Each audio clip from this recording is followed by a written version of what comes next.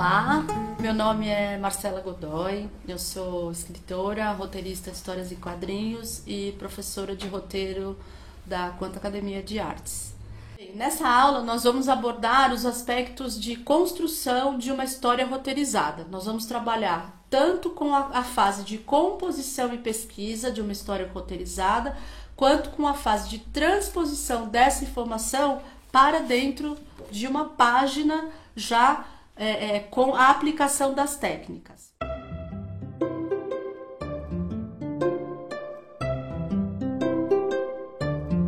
Primeiro ponto muito importante, qualquer pessoa pode fazer um desenho roteirizado. Não é necessário você ser um roteirista formado para você conseguir fazer. O que você vai precisar é ter bastante paciência e um senso de observação muito cuidadoso para que você consiga captar todas as necessidades que essa pessoa que vai receber esses desenhos tem, para que os desenhos possam ter uma aplicação no dia a dia dessa pessoa. Qual o objetivo de um desenho roteirizado? Primeira coisa é você construir e desenvolver a autonomia da pessoa que tem o TEA. Esse é o objetivo mais importante. Esse desenho ele tem a função de auxiliar a pessoa com TEA na execução de determinadas tarefas do seu dia a dia e também no controle emocional em situações que são muito específicas. Então você parte de uma pergunta simples: quais problemas eu preciso resolver com o auxílio do desenho roteirizado? E esses problemas, sempre lembrando, precisam ser tratados individualmente. Cada desenho roteirizado vai lidar com uma situação específica. O desenho roteirizado ele precisa ser limitado a um único tema para que ele não se torne confuso para a pessoa que vai utilizar essa ferramenta. Então ele precisa ser uma ferramenta extremamente clara e objetiva na sua finalidade. Essencialmente é importante colocar que qualquer situação pode ser transformada num roteiro. Então, uma vez que qualquer situação pode ser transformada num desenho roteirizado, você vai precisar saber pontualmente as situações que são necessárias para você, para essa pessoa que vai utilizar isso no seu dia a dia.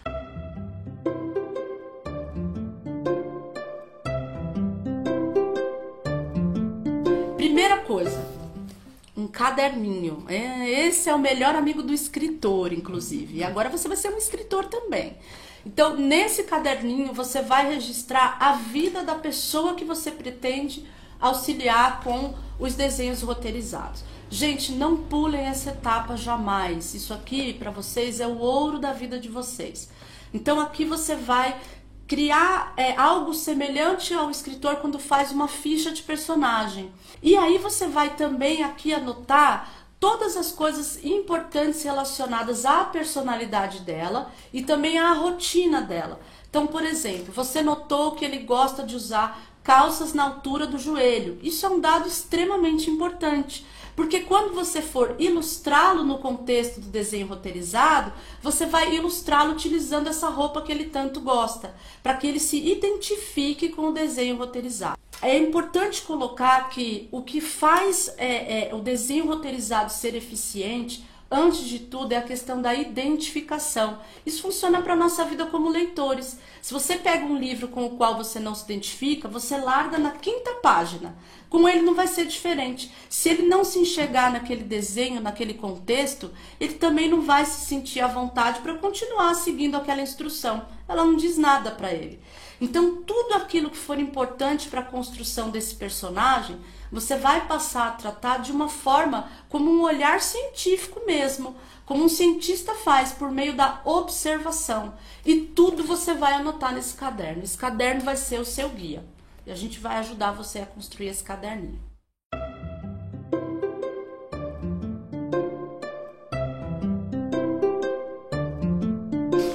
Bom, uma vez que você já está fazendo essa atividade de anotação sobre todas essas questões relacionadas à personalidade e rotina da pessoa, a gente vai falar um pouco agora da linguagem aplicada para a construção do desenho roteirizado. Então vamos lá. Esse primeiro momento a gente chama de fase de composição, essa questão do caderno e etc. A roteirização propriamente dita, ela é um segundo momento. Ela é o momento em que você vai se debruçar sobre essa informação a fim de transformá-la num desenho roteirizado.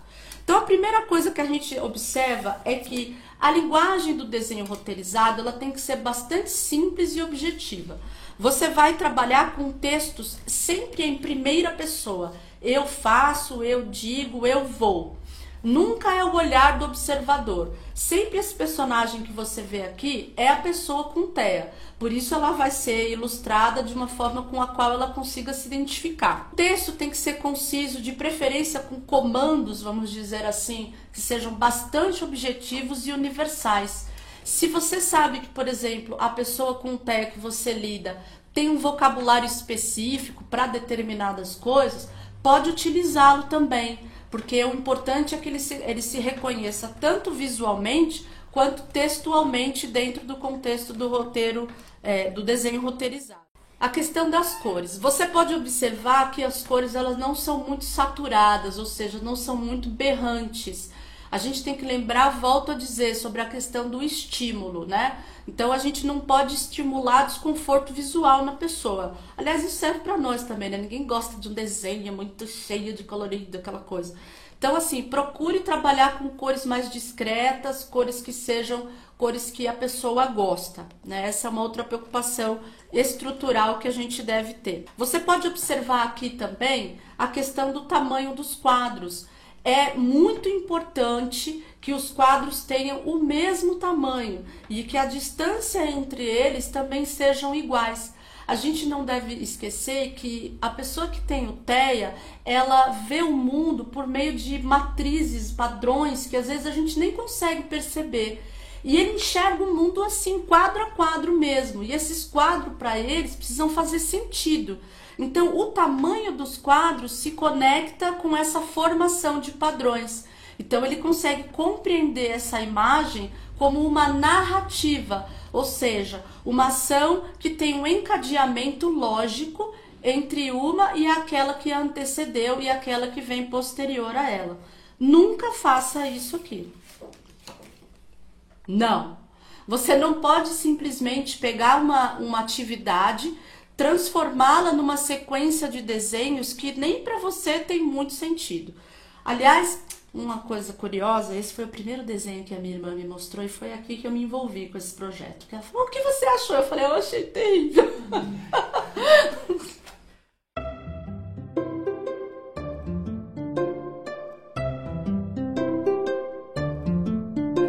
Bem, para ilustrar de uma forma mais clara esse conceito que eu acabei de expor, eu vou pedir para que vocês observem esses dois desenhos que vão ser mostrados a seguir.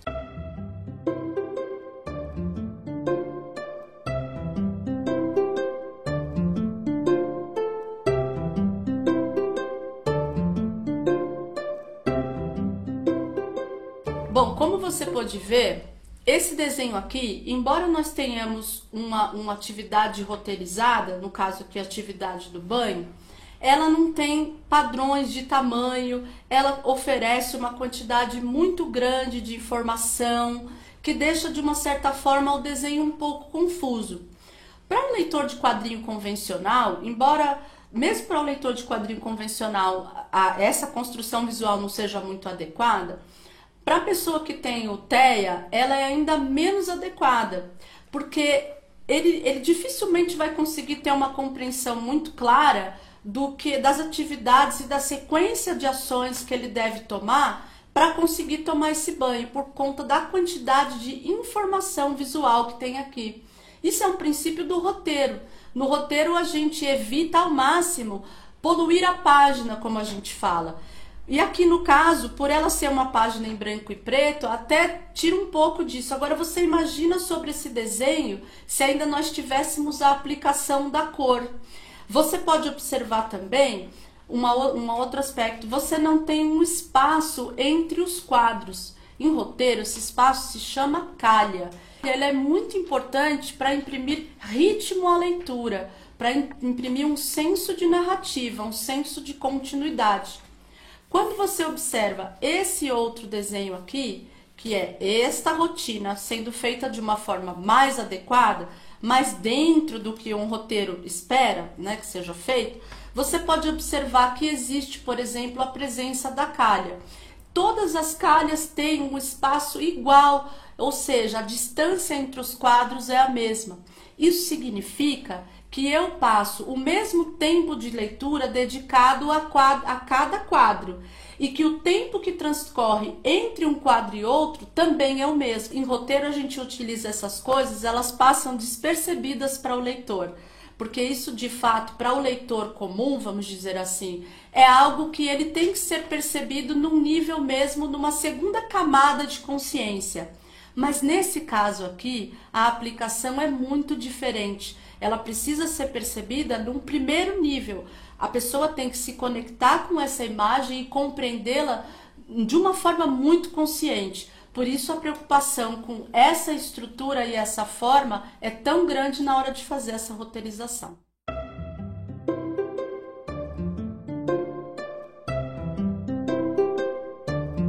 Um outro aspecto muito importante é a semelhança da personagem roteirizada com a pessoa que tem o transtorno de espectro autista. Aí tem, eu acho que, duas coisas que a gente pode pontuar. Vai depender muito da finalidade para a qual esse desenho roteirizado está sendo construído.